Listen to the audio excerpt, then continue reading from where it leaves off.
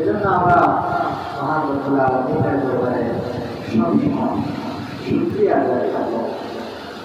শুকরিয়া আদায় করলে নিয়ামত বাড়িয়ে দেবে যে আল্লাহ।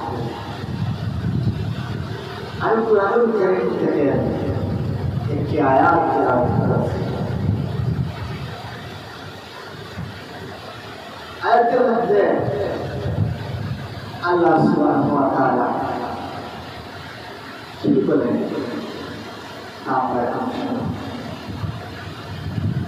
আল্লাহ রাব্বুল আলামিন বলেন, ওয়ালাকাদ কাররামনা বানী আদম ওয়া হামালনাহুম ফিল বাররি ওয়াল বাহরি ওয়া রাযাকনাহুম মিনাত তাইয়্যিবাত।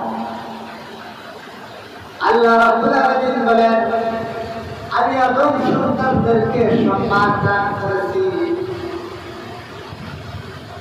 তাদেরকে জলে স্তরে বিচরণ করার সময়, জলে স্তরে বিচরণ করার মতো আমি আল্লাহ রাব্বুল আলামিন সক্ষমতা দান করেছি। আর তাদেরকে এমন জিনিস দান করেছি, পবিত্র জিনিস, উত্তম খাবারের ব্যবস্থা করেছি।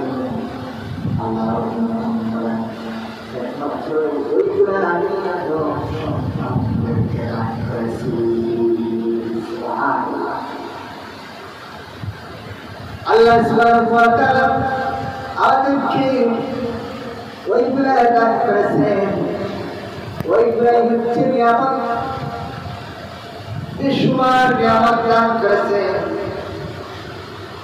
ওই নিয়ামতগুলোর শুকরিয়া আমরা আদায় করি না, এই জন্য ওই নিয়ামতগুলো আমরা উপভোগ করতে পারি না। যদি আমরা নিয়ামতের শুকরগুজার হতাম, শুকরিয়া আদায় করতাম, মহান রব্বুল আলামিন আমাদেরকে ওই নিয়ামতগুলো বাড়িয়ে দিতেন। আল্লাহ রাব্বুল আলামিন তাও আমাদেরকে বলে দিচ্ছেন,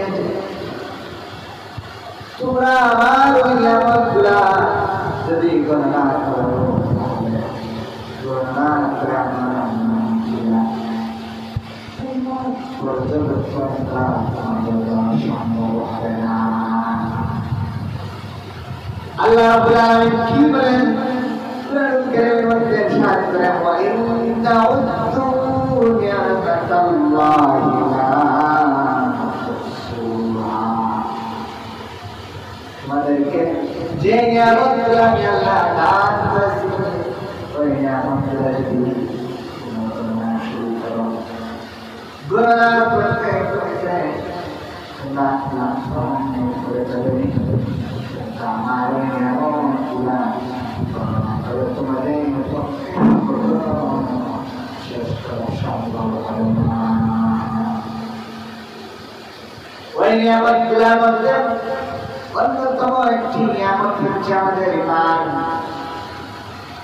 ঈমান, কেননা আমরা ঈমানের মতো দৌলত পেয়েছি। আল্লাহ সুবহানাহু ওয়া তাআলা আমাদেরকে ঈমানদার হিসেবে কবুল করে দুনিয়ার মধ্যে প্রেরণ করেছেন, পাঠিয়েছেন। ঈমানের মতো দৌলত পেয়েছি আমরা, ঈমান পেয়েছি। ওই নিয়ামতের জন্য আল্লাহ রাব্বুল আলামিনের দরবারে আমরা কখনো বলে আসি না, আল্লাহ আমাদেরকে ঈমানদার হিসেবে দুনিয়ার মধ্যে কখনো বলে এসেছি নাকি? কখনো বলে আসি নাই। তারপর আল্লাহ রাব্বুল আলামিন আমাদেরকে ঈমানের মতো দৌলত দান করেছেন, ঈমানদার হিসেবে দুনিয়ার মধ্যে প্রেরণ করেছেন। এই জন্য ওইটি হচ্ছে সর্বোত্তম নিয়ামত।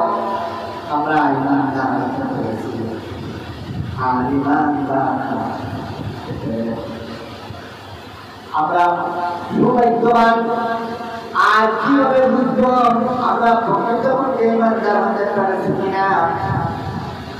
আমরা তো আল্লাহকে বিশ্বাস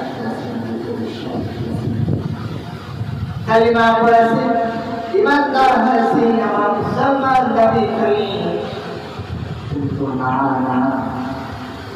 পর্যন্ত প্রকৃত পক্ষে ইমানদার হতে পারি নাই ততক্ষণ পর্যন্ত আল্লাহ রাব্বুল আলামিন তার বন্ধু হযরত মুহাম্মদ মুস্তাফা সাল্লাল্লাহু আলাইহি ওয়াসাল্লামকে যে বিধান